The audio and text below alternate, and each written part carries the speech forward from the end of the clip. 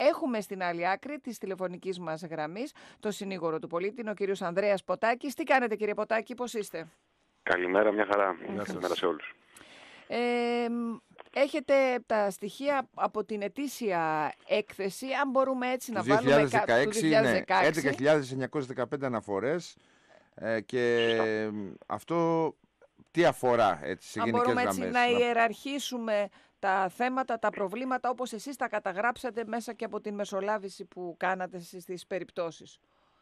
Κοιτάξτε, ο συνήγορος του πολίτη έχει ένα πολύ ευρύ πεδίο αρμοδιοτήτων, το οποίο καλύπτει το σύνολο της λειτουργίας της δημόσιας διοίκησης, αφενός, με κύριες πηγές προβλημάτων που εστιάζει είναι εδώ και αρκετά χρόνια τα ζητήματα κοινωνικής ασφάλισης και πρόνοιας, προνοιακές υποδομές και παροχές, θέματα τα οποία έχουν να κάνουν με τις φορολογικές αρχές και τη φορολογική μεταχείριση των Ελλήνων πολιτών.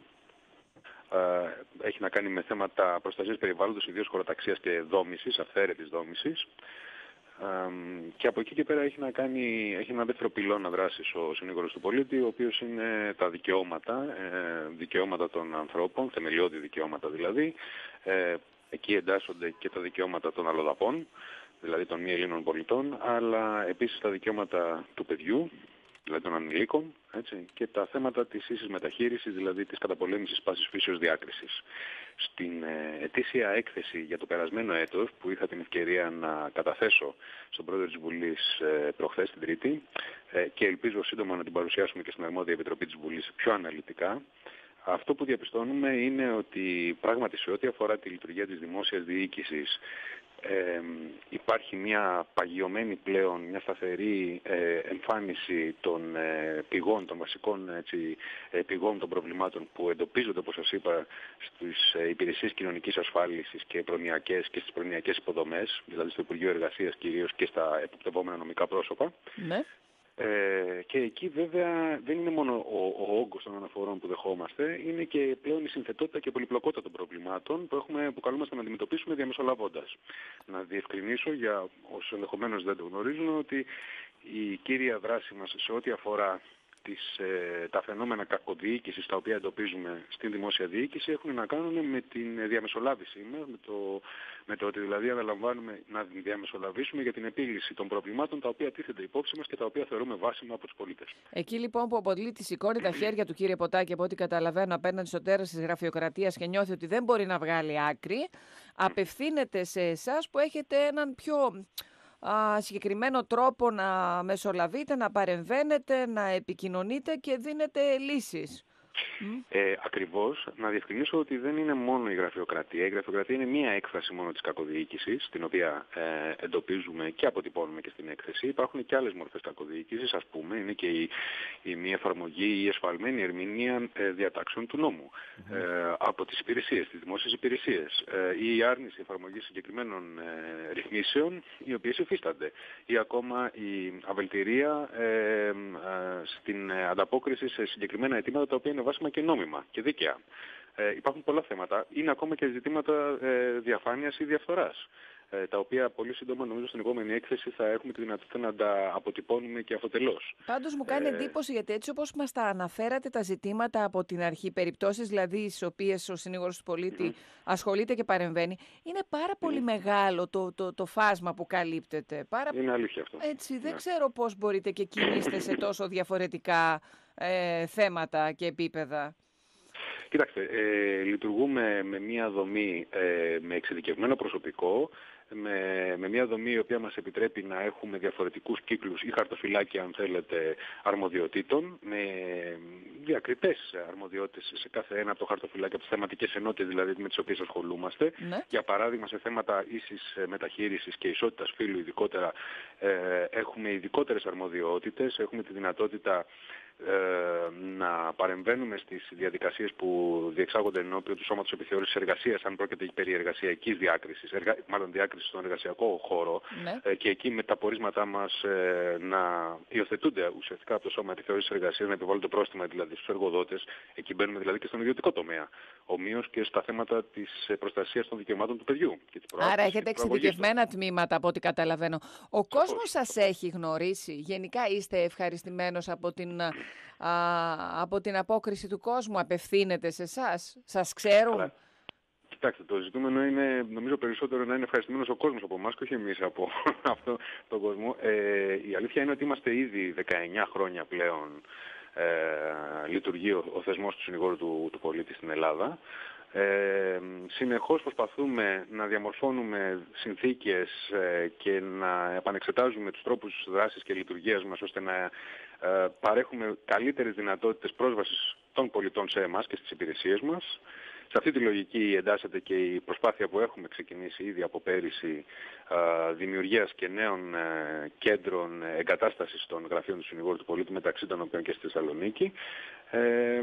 Προσπαθούμε πάντα να είμαστε όσο το δυνατόν πιο κοντά και να δίνουμε τη δυνατότητα στον πολίτη να απευθύνεται σε εμάς με τον πιο πρόσφορο και εύκολο τρόπο. Μπορείτε τώρα, καταλαβαίνω ότι είναι πολλά τα θέματα, αλλά και τον κόσμο που μας ακούει και ενδεχομένως να μην ξέρει πώς μπορείτε να λειτουργήσετε και ως συμπαραστάτης του πολίτη. Μπορείτε να μας πείτε έτσι 3-4 παραδείγματα που μπορείτε, για ποιους λόγους μπορεί κάποιος να απευθυνθεί σε εσάς? Ή τα πιο συχνά δώστε μας που αντιμετωπίζετε. Να, για παράδειγμα, βλέπω εδώ πέρα τα παραδείγματα που αναφέρετε στην έκθεση για τις ημέρες ασφάλισης απασχολουμένων με μειωμένο ωράριο, για παράδειγμα. 1-2 πιάνω.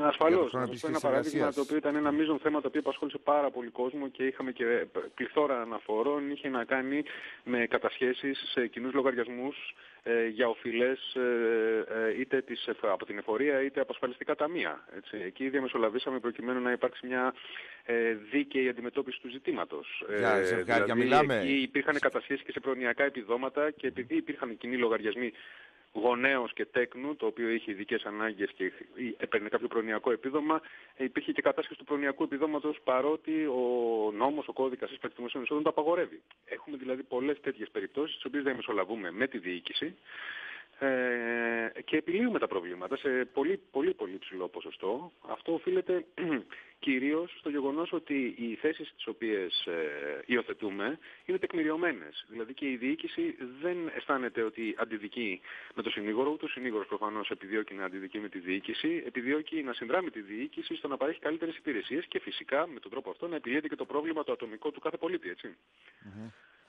Μάλιστα, αυτό ήταν ένα από τα συνηθισμένα. Βλέπω και για το επίδομα του περασμένου έτους που δόθηκε στους ταξιούχους. Και το ΕΚΑΣ και όλα, ναι, βέβαια. Ναι. Και τώρα, μιας και το αναφέρουμε αυτό, ήδη έχουμε αρχίσει να συγκεντρώνουμε έναν σημαντικό, ενδιαφέροντα αριθμό αναφορών για τον ΕΦΚΑ.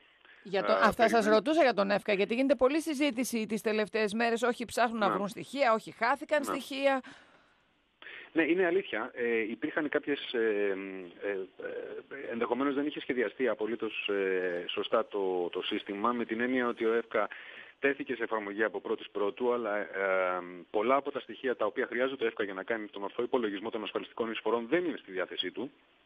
Και δεν είναι στη διάθεσή του επειδή δεν είχαν προβλεφθεί να δοθούν στο νέο φορέα εγκαίρως, έτσι, δηλαδή ακόμα για παράδειγμα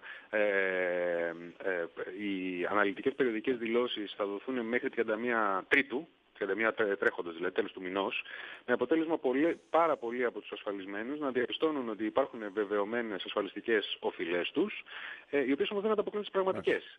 Και εδώ διατρέχουν τον κίνδυνο φυσικά και εμείς ήδη, σας λέω, είμαστε έτοιμοι να διαμεσολαβήσουμε. Θα έχω μια συνάντηση αύριο με τον ΕΦΚΑ, με τον πρόεδρο του ΕΦΚΑ, προκειμένου τουλάχιστον να μην επιβαρυνθούν με προσαυξήσεις σε περίπτωση που δεν θα καταβληθούν οι ασφαλιστικές εισφορές ή εσφαλμένες. Έτσι. Να μην υπάρξει και προσάυξη λόγω εκπρόθεσμης εξόφλησης, για όσους καταλάβατε, επιδιώξουν ή θελήσουν να το διορθώσουν πρωτού καταβάλουν, και για όσους καταβάλουν να υπάρχει ένας γρήγορος συμψηφισμός. Άρα, κύριε Ποτάκη, λέμε στον κόσμο ότι εκεί που πελαγώνει, επιτρέψτε μου να το πω έτσι, και δεν βγάζει άκρη, μπορεί να απευθύνεται στο συνήγορο του πολίτη, να ζητάει βοήθεια, και να βλέπει αποτέλεσμα. Φαντάζομαι δεν είναι όλες οι περιπτώσεις έτσι που άπτονται της δικαιοδοσίας του συνηγόρου. Είναι πολύ μεγάλη γκάμα όμως από ό,τι έχω καταλάβει. Να σας πω, να σας διευκρινίσω κάτι. Μπορεί να απευθύνεται σε εμάς. Εμείς το πρώτο πράγμα που κάνουμε είναι να εξετάσουμε τη βασιμότητα του αιτήματος. Το λέω αυτό διότι θα είδατε ενδεχομένως και στην έκθεση που παρουσιάσαμε, που δημοσιοποιήσαμε, ότι περίπου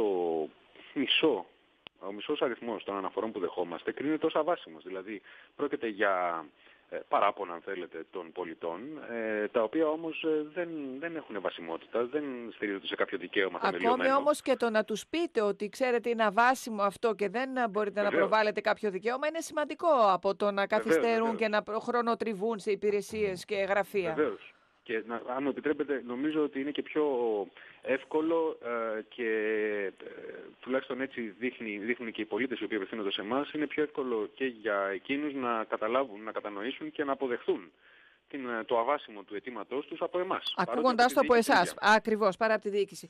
Πολύ ενδιαφέροντα τα στοιχεία, κυρία Ποτάκη.